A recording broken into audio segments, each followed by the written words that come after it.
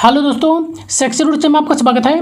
आज है 9 सितंबर और आज आपका एसएससी सीजीएल का एग्जाम था जो कि थर्ड शिफ्ट का एग्जाम समाप्त हो गया। दोस्तों आज हम इस सेशन में 9 सितंबर थर्ड शिफ्ट में जो क्वेश्चन पूछे गए थे उन सभी क्वेश्चनों का एनालिसिस करेंगे। दोस्तों ये सभी जो क्वेश्चन होंगे 100% रियल एंड ऑथेंटिक क्वेश्चन होंगे विद एक्स्ट्रा फैक्ट के साथ आपको पता चलता है, ताकि नेक्स्ट आने वाले एग्जामों में आपको बेनिफिट देखने को मिलेगी।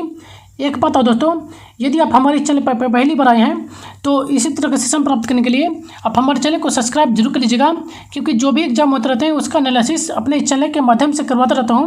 तो इस चैनल को सब्सक्राइब जरूर कर लीजिएगा और बेल आइकन को भी प्रेस कर लीजिएगा, ताकि हमारे द्वारा जो भी सेशन आपको फॉरवर्ड की जाए तो उसकी जानकारी आपको सबसे पहले मिलेगी। और अपने दोस्तों के साथ भी अधिक से अधिक शेयर कीजिए दोस्तों, ताकि इसका सभी बेनिफिट उठा सकें। तो चलिए सेशन को शुरू करते हैं। क्वेश्चन पूछा गया था कि अनुच्छेद 77 किससे संबंधित है। तो अनुच्छेद 77 में जो है भारत सरकार के कार्यों के संचालन से संबंधित है। तो इसका जो क्रेडिट आंसर होता भारत सरकार के कार्य संचालन, इसका क्रेडिट आंसर होता। तो चलिए अन्य प्रमुख फैक्टों को देख लेते हैं। जैसे देखा जाए तो भारतीय संविधान के अनुच्छेद 78 जो कि राष्ट्रपति को सूचना देने से संबंधित प्रधानमंत्री का कर्तव्य होगा, इसका उल्लेख किया गया है। यानी कि कोई भी जो सूचना होगी उस सूचना की जानकारी राष्ट्रपति को देना होगा, प्रधानमंत्री को, यानी कि कोई भी सूचना जो है राष्ट्रपति को देना होगा या प्रधानमंत्री का कर्तव्य होगा, इसका उल्लेख अनुच्छेद 78 में किया गया है।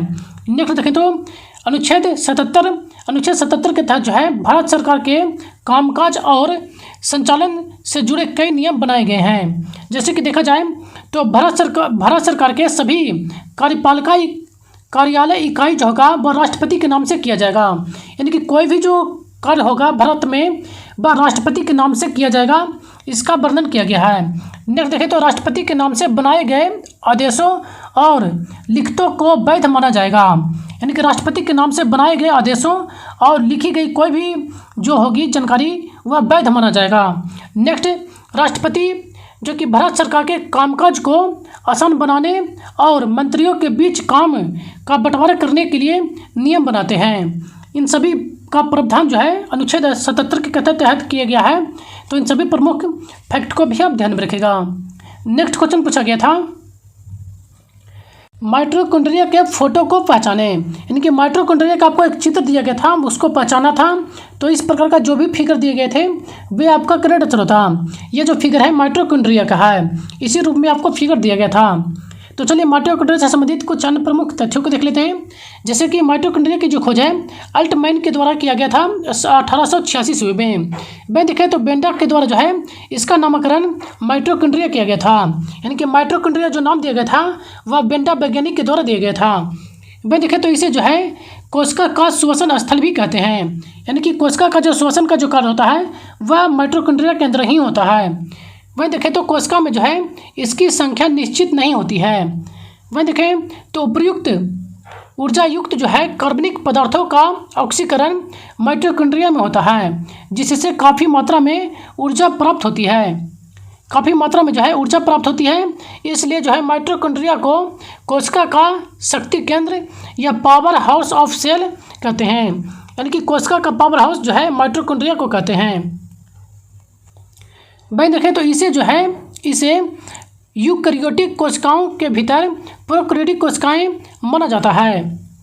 भाई देखें तो यह जो है डीएनए के केंद्रक के अलावे माइटोकॉन्ड्रिया एवं हरित लवक में पाए जाते हैं। तो इन सभी प्रमुख फैक्ट को आप ध्यान में रखिएगा। नेक्स्ट क्वेश्चन पूछा गया था भारत में सहायक संधि किसने पेश की थी। तो भारत में सहायक संधि की जो पेश किया गया था वह लॉर्ड ब्लेजली के द्वारा पेश किया गया था। तो लॉर्ड ब्लेजली इसका करेक्ट आंसर था। तो चलिए इनसे जुड़े कुछ अन्य प्रमुख फैक्टों को देख लेते हैं। भारत में सहायक संधि की शुरुआत जो है लॉर्ड ब्लेजली ने की थी। लॉर्ड ब्लेजली के द्वारा जो है सहायक संधि के द्वारा शुरुआत किया गया था। तो इन्हें जो है सहायक संधि का जन्मदाता के रूप में जानते हैं। लॉर्ड ब्लेजली ने जो है भारत के गवर्नर जनरल थे और इन्होंने जो है 1798 से लेकर 1805 ईस्वी तक सहायक संधि की शुरुआत की थी। वह देखें तो सहायक संधि शब्द जो है फ्रांसीसी गवर्नर डुप्ले के द्वारा पेश किया गया था। यानी कि सहायक संधि जो शब्द जो था इसका प्रयोग सर्वप्रथम फ्रांसीसी गवर्नर डुप्ले ने किया था और सबसे पहला जो है लॉर्ड ब्लेजली के द्वारा इसका उपयोग किया गया था।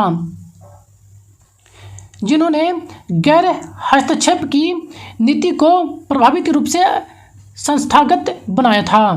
वहीं देखें तो सहायक संधि स्वीकार करने वाला पहला भारतीय शासक हैदराबाद था। हैदराबाद के जो निवासी थे निजाम, उनके द्वारा जो है सर्वप्रथम सहायक संधि को स्वीकार किया गया था। तो इन सभी प्रमुख फैक्ट को भी ध्यान में रखेगा। नेक्स्ट क्वेश्चन पूछा गया था, पुरुष एशियाई चैंपियनशिप ट्रॉफी हॉकी का पहला विजेता कौन था? तो पुरुष एशियाई चैंपियनशिप ट्रॉफी का जो पहला जो खिताब जीता गया था वह भारत के द्वारा जीता गया था। तो भारत इसका करेक्ट आंसर था। भाई देखें तो भारत सबसे सफल टीम भारतीय हॉकी टीम का एशियाई चैंपियनशिप ट्रॉफी की डिफेंडिंग चैंपियन है। भारत जो कि 4 बार यह चैंपियन जीत चुकी है, जबकि पाकिस्तान 3 बार यह खिताब जीता है। यानी कि एशियाई हॉकी का जो खिताब है भारत 4 बार जीत चुकी है, जबकि पाकिस्तान 3 बार। मैं देखिए इसका लिस्ट देख लेते हैं। जैसे कि 2011 में प्रथम बार खेला गया था, जिसका विजेता भारत रहा था, जबकि उप विजेता पाकिस्तान रहा था। मैं देखिए तो भारत के द्वारा जो है सेकंड में जो है 2016 में जीता गया था, जिसमें उप विजेता पाकिस्तान रहा था। नेक्स्ट जो है 2018 में जीता गया था भारत के द्वारा, और उसके बाद 2023 में भी जो है विजेता रहा है भारत, जबकि उप विजेता 2023 का जो है मलेशिया रहा है। तो इन सभी प्रमुख फैक्ट को आप ध्यान में रखिएगा। नेक्स्ट क्वेश्चन पूछा गया था, नित्याग्राम डांस एकेडमी कहाँ स्थित है? तो यह जो एकेडमी स्थित है वह कर्नाटक राज्य में स्थित है। तो कर्नाटक इसका करेक्ट आंसर होता। वह देखें तो नित्या डांस एकेडमी जो कि यह भारत का पहला आधुनिक गुरुकुल कहा जाता है, जो कि बेंगलुरु के पास जो है हेसर घट्टा गांव में स्थित है। मैं देखें तो यह अकादमी जो कि 1990 में प्रसिद्ध ओडिसी के जो प्रसिद्ध नर्तकी थे प्रोतिमा गौरी के द्वारा जो है इसकी स्थापना किया गया था। प्रोतिमा गौतमी जो कि एक प्रसिद्ध ओडिसी नर्तकी थी, इनके द्वारा जो है 1990 में इसकी स्थापना किया जाता है। मैं देखें तो इस शास्त्रीय नृत्य के तहत जो है ओडिसी, मोनियट्टम, कथक, भरतनाट्यम, कुचिपुड़ी, कथकली, मणिपुरी से संबंधित जो है शिक्षा दी जाती है। तो इन सभी प्रमुख फैक्ट को आप ध्यान में रखिएगा। नेक्स्ट क्वेश्चन पूछा गया था, अकबर का वित्त मंत्री कौन था? तो अकबर के जो वित्त मंत्री थे वो राजा टोडरमल थे। तो टोडरमल इसका करेक्ट आंसर था। वह देखें तो अकबर के वित्त मंत्री जो कि राजा टोडरमल थे, जो कि अकबर के नवरत्नों में से एक थे। अकबर में देखा जाए तो नवरत्नों में 9 प्रमुख व्यक्ति शामिल थे, जो कि विभिन्न क्षेत्रों से प्रसिद्ध थे। तो चलिए इन्हें भी देख लेते हैं। जैसे कि राजा मानसिंह जो कि प्रमुख सेनापति थे। नेक्स्ट तानसेन जो कि महान संगीतज्ञ यानी कि संगीतकार एवं गायक थे, तानसेन। नेक्स्ट फकीर अजुद्दीन जो कि धार्मिक सलाहकार थे। नेक्स्ट मुल्ला दो प्याजा जो कि विदूषक और सलाहकार थे। नेक्स्ट फैजी जो कि प्रसिद्ध कवि एवं अबुल फजल के भाई थे। नेक्स्ट अब्दुल रहीम खाने खाना जो कि प्रसिद्ध कवि एवं सेनापति थे। नेक्स्ट बीरबल जो कि अकबर के प्रसिद्ध दरबार के प्रमुख कवि एवं विदूषक थे। नेक्स्ट अबुल फजल जो कि अकबरनामा एवं आईन अकबरी के लेखक थे। नेक्स्ट राजा टोडरमल जो कि वित्त मंत्री एवं राजस्व प्रणाली के प्रमुख सुधारक थे। तो इन सभी प्रमुख नवरत्नों को भी ध्यान में रखेगा। नेक्स्ट क्वेश्चन पूछा गया था, सीमांत श्रमिक किसे कहते हैं? तो सीमांत श्रमिक उन्हें कहते हैं जिन्हें एक वर्ष में 6 माह से कम या 183 दिन से कम काम किया था, उन्हें जो है सीमांत श्रमिक कहते हैं। यानी कि जिन लोगों को जो है एक वर्ष में जो है अधिकांश भाग के लिए काम नहीं किया था, अर्थात जिन्हें एक वर्ष में जो है 6 माह से कम या 183 दिन से कम काम किया था, उन्हें सीमांत श्रमिक कहा जाता है। यानी कि एक वर्ष में देखा जाए तो 6 माह से कम या फिर 183 दिन से कम काम किया है, यानी कि कार्य किए हैं, उनको जो है सीमांत श्रमिक कहते हैं। तो इन्हें भी आप ध्यान में रखिएगा। जैसे देखा जाए तो इन्हीं से जुड़ी जो है सीमांत गांधी किसे कहते हैं? तो सीमांत गांधी जो है यह अब्दुल गफ्फार खान को कहते हैं। सीमांत गांधी जो कि महात्मा गांधी के अनुयायी थे। वह देखें तो अब्दुल गफ्फार खान के द्वारा जो है पश्तूनों के बीच जो है लाल कुर्ती आंदोलन यानी कि खुदाई खिदमतगार की स्थापना किया गया था। वहीं देखें तो इन्हें जो है 1987 ईस्वी में भारत रत्न से सम्मानित किया गया था, जो कि सर्वोच्च भारतीय सम्मान है। यह सम्मान पाने वाले पहले गैर भारतीय थे। तो इस प्रमुख फैक्ट को भी आप ध्यान में रखिएगा। नेक्स्ट क्वेश्चन पूछा गया था, नुआखाई त्यौहार निम्नलिखित में से किस राज्य में मनाया जाता है? तो नुआखाई जो त्यौहार है यह उड़ीसा राज्य में मनाया जाता है। तो उड़ीसा राज्य इसका करेक्ट आंसर होता। तो नीचे जो है अन्य प्रमुख राज्यों से संबंधित प्रमुख त्यौहार दे दिया गया है, तो आप इसे एक बार जरूर रीड करके जाइएगा, जिनका भी नेक्स्ट डे में आने वाला एग्जाम है। जैसे कि देखा जाए तो आंध्र प्रदेश के प्रमुख त्योहारों में देखा जाए तो दशहरा, उगादी और ब्रह्मोत्सव, ये सभी जो कि आंध्र प्रदेश के प्रमुख फेस्टिवल हैं। नेक्स्ट अरुणाचल प्रदेश के देखें तो रे, बोरीबुटू और म्यूकू, ये सभी जो है अरुणाचल प्रदेश के प्रमुख त्यौहार हैं। नेक्स्ट बिहू, असम में देखा जाए तो बिहू, अम्बुबाची मेला जो कि प्रमुख त्यौहार है असम का। नेक्स्ट देखें तो छत्तीसगढ़ में देखें तो बस्तर दशहरा, बस्तर जो दशहरा है वो छत्तीसगढ़ में मनाया जाता है।